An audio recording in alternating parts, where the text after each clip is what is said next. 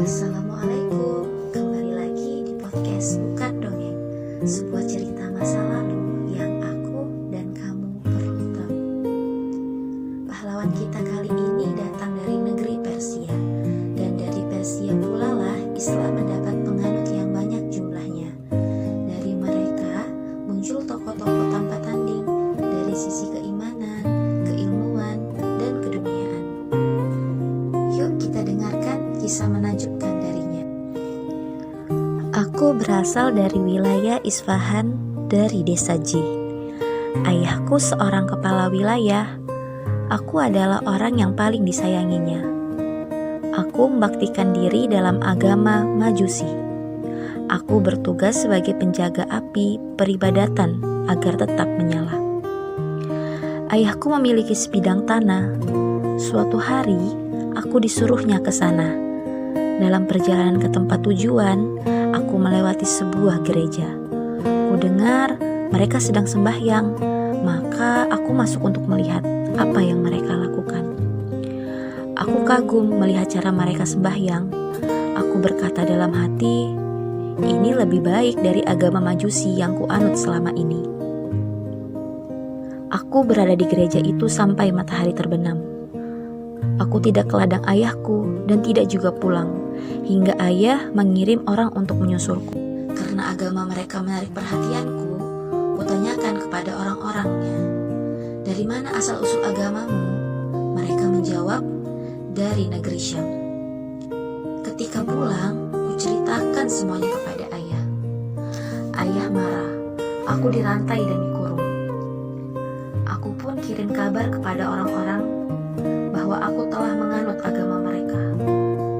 Aku meminta mereka mengabariku jika ada rombongan dari Syam yang datang.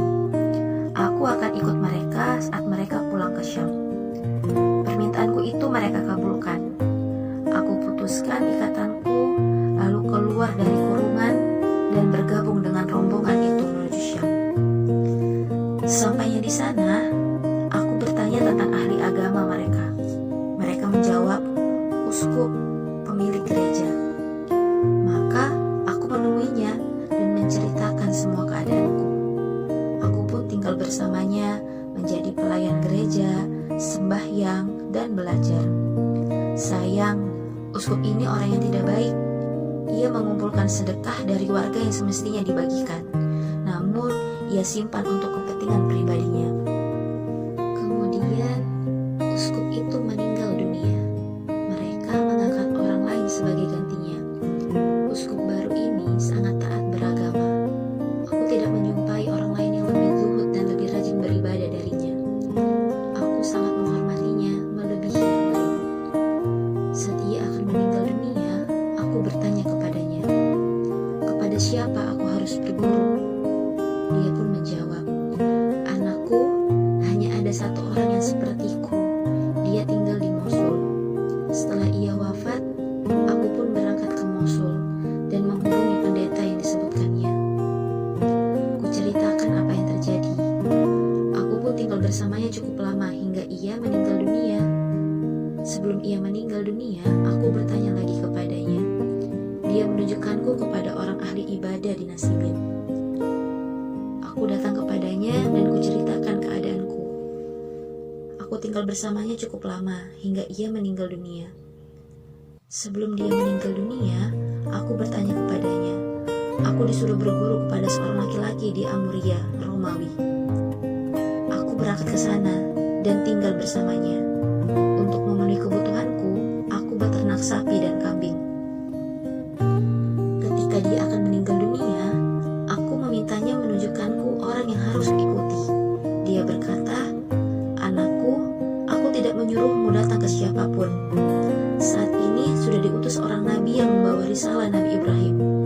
Dia akan hijrah ke satu tempat yang ditumbuhi kurma dan terletak di antara dua bebatuan hitam. Jika kau bisa pergi ke sana, lakukanlah.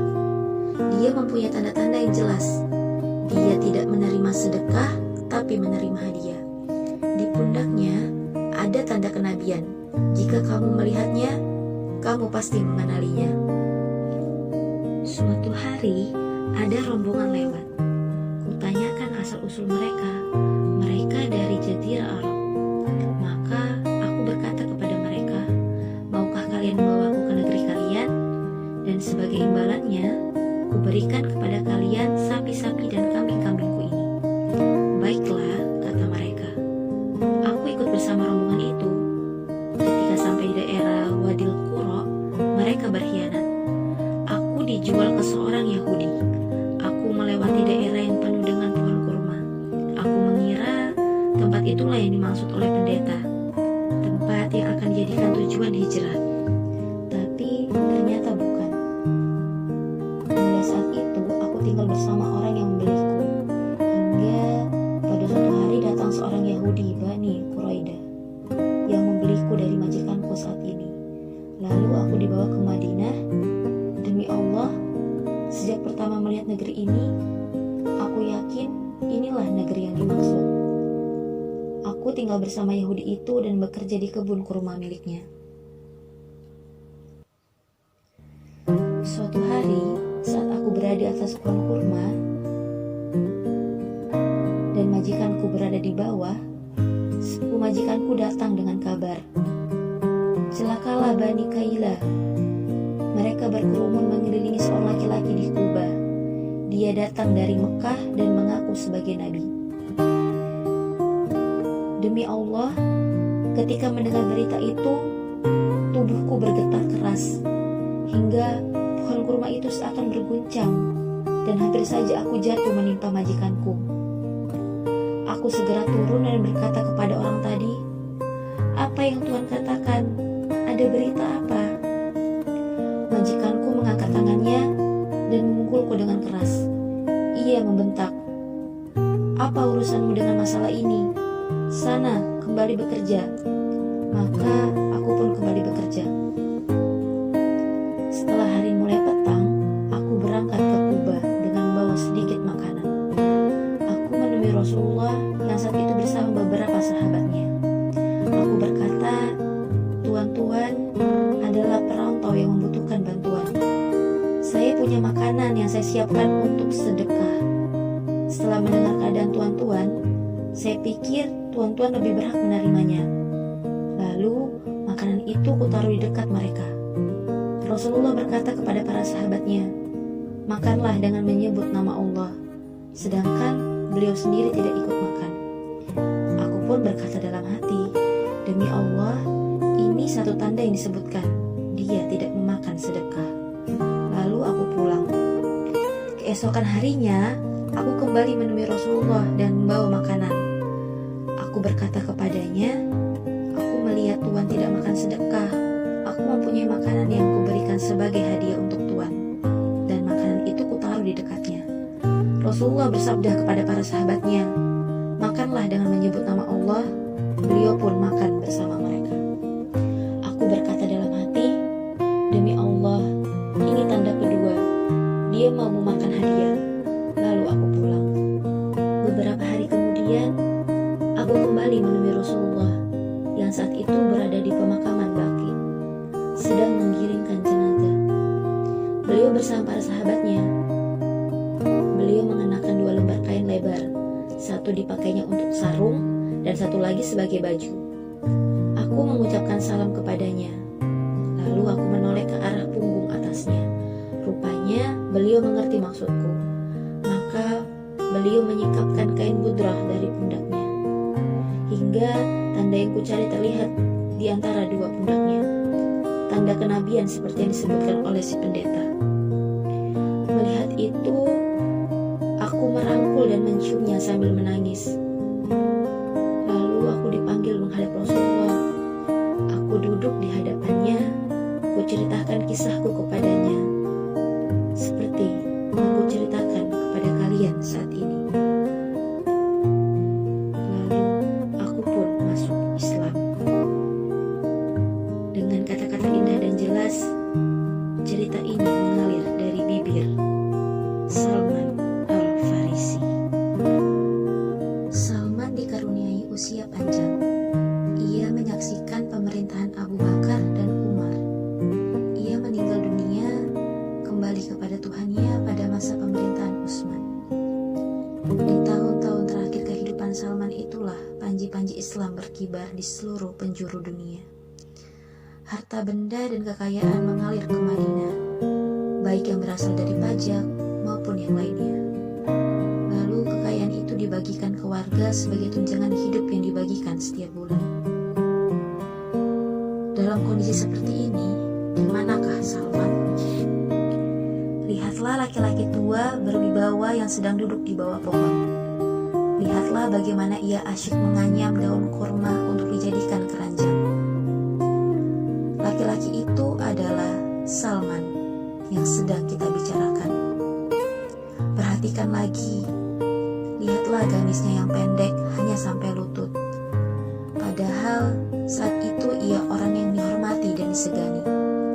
Gaji yang diterimanya juga tidak sedikit, antara 4.000 sampai 6.000 dinar setahun. Namun, semuanya ia bagikan, tidak sedikit pun ia ambil untuk kepentingan dirinya. Dengarkan perkataannya. Aku membeli daun kurma seharga 1 dirham. Daun itu kubuat keranjang, kemudian kujual dengan harga 3 dirham. 1 dirham kugunakan untuk modal usaha, 1 dirham untuk nafkah keluarga, dan 1 dirham lagi untuk sedekah. Meskipun Khalifah Umar melarangku berbuat demikian, aku tidak mau menghentikan. Mengapa ia melakukan semua ini? Mengapa ia amat zuhud kepada dunia, padahal dia seorang putra Persia, tempat kesenangan dan kebudayaan? Salman pun pernah ditanya, apa sebabnya Anda tidak menyukai jabatan? Dia menjawab, jabatan itu terasa manis saat dipegang dan pahit saat dilepas. Ketika menjemput Salman berada di rumahnya, tahukah Anda bagaimana rumah beliau?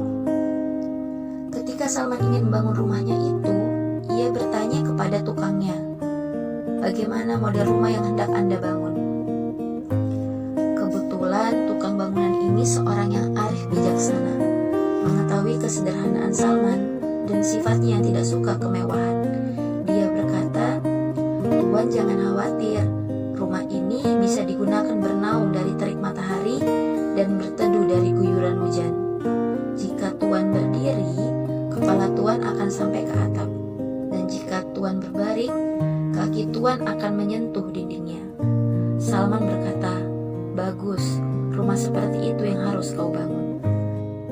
Saat ia sakit, sebelum meninggal dunia, ia memanggil istrinya.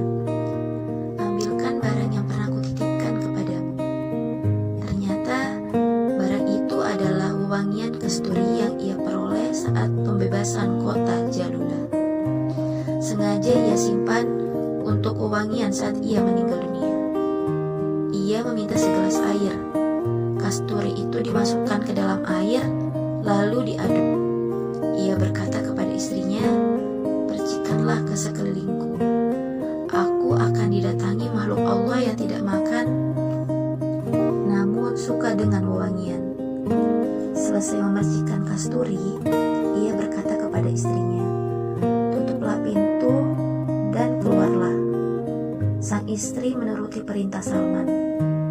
Beberapa saat kemudian, sang istri masuk ke tempat Salman dan dijumpai Salman telah pulang ke pangkuan Tuhannya. Salman ikut serta dengan malaikat yang menjemputnya, terbang dengan sayap-sayap kerinduan karena dia mempunyai janji. Janji bertemu dengan Rasulnya Muhammad SAW dengan 2 rekannya Abu Bakar dan Umar, dan para syuhada dan orang-orang solih.